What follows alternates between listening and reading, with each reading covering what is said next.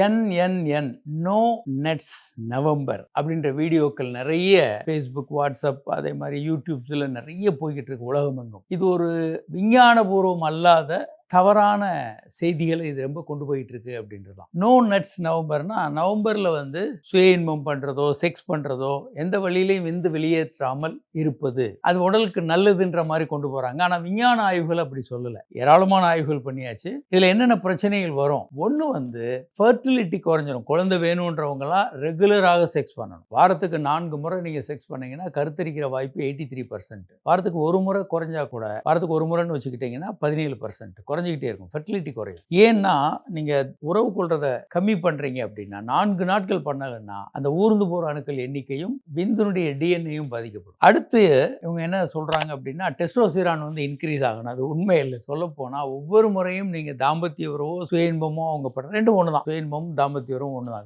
ரெண்டுக்கு எந்த வித்தியாசமும் இல்லை. பண்ணும்போதும் டெஸ்டோஸ்டிரான் அதிகமாகும். இது ஏற்கனவே நிரூபிக்கப்பட்ட உண்மைகள். இதெல்லாம் புதுசு இல்லை. அதனால் நீங்கள் நீண்ட நாள் பண்ணாமல் இருந்து ஒரு தடவை பண்ணீங்கன்னா அப்போ ஒரு சர்ஜ் இருக்கலாம் டெஸ்டோஸ்டிரான்.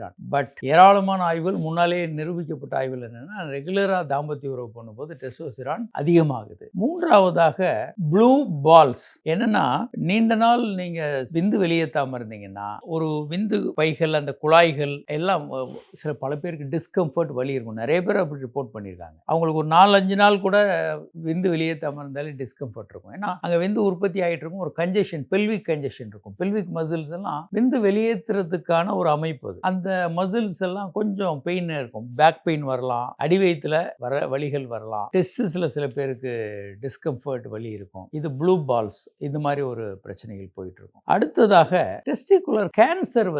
வயதான காலத்துல எல்லாம் நீங்க விந்து வெளியேற்றாம நீண்ட நாள் இருக்கும்போது டெஸ்டிகுலர் கேன்சர் போன்ற பிரச்சனைகள் வர்றதுக்கு வாய்ப்புகள் அதிகம். விந்து ரெகுலராக வெளியேற்றுறவங்களுக்கு 45% கேன்சர், டெஸ்டிகுலர் புரோஸ்டேட் கேன்சர் வர்றதுக்கான வாய்ப்புகள் மிக மிக குறைவு. டெஸ்டிகுலர் கேன்சர் யங் பீப்புளுக்கு வரும். புரோஸ்டேட் கேன்சர் ஒரு 50லேருந்து 60-70 வயதுல வரலாம். இவர்கள் ரெகுலராக நீங்க விந்து வெளியேற்றிக்கிட்டு இருந்தாங்கன்னா புரோஸ்டேட் கேன்சர் வர்றதுக்கான வாய்ப்புகள் வெகுவாக குறையும். அதே மாதிரி நிறைய நல்ல ஹார்மோன்கள் மூளையிலேருந்து சுரக்கும். ரொம்ப சந்தோஷமா இருப்பீங்க. ஐஜி ஆன்டிபாடிஸ் அதிகமாகறதுனால இம்யூனிட்டி அதிகமாகும். நிறைய நன்மைகள் இருக்கு. நீங்க ரெகுலரா தாம்பத்திய உறவு பண்றதுனால அல்லது சுய இன்பம் பண்றதுனால. இதை பண்ண தவிர்ப்பதனால சொல்லப்போனா ஹார்ட் அட்டாக் வர்றதுடைய வாய்ப்புகள் அதிகம். செக்ஸ் ரெகுலரா பண்றவங்களுக்கு கரெக்டா சொல்ல போனா செக்ஸ் ரெகுலரா பண்ணீங்கன்னா ஹார்ட் அட்டாக் வர்றதுடைய வாய்ப்பு 50% குறையுது. செக்ஸ் ரெகுலரா வாரத்துக்கு 3 முறைக்கு மேல பண்றவங்களுக்கு வாழ்நாள் 4.2 வருடங்கள் அதிகமாகுது. இதெல்லாம் நிரூபிக்கப்பட்ட விஷயங்கள். இதெல்லாம் நீங்க கூகுள்ல தேடி கண்டுபிடிச்சிக்கலாம். ஆனா இது போன்ற ஒரு போக்கு